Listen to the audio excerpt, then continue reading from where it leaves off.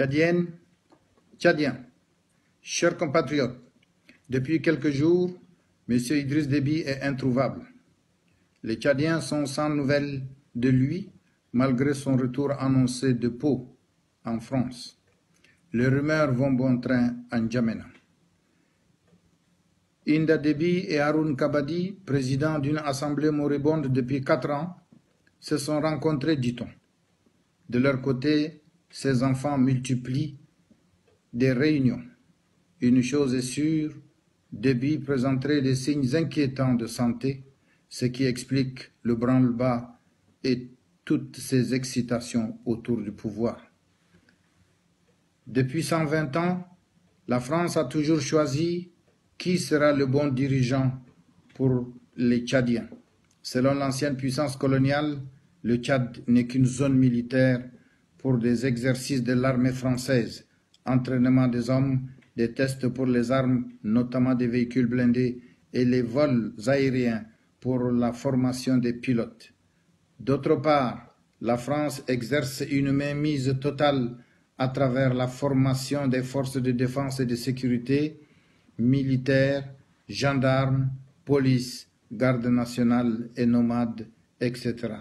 Chers compatriotes, la France nie que le Tchad est d'abord une terre habitée d'hommes et de femmes dotée d'histoire et de culture millénaires. Nous disons ça suffit et mettons en garde la France, alliée de la famille Déby, de préparer en ce moment même sa succession comme si le Tchad n'est pas un État indépendant depuis le 11 août 1960.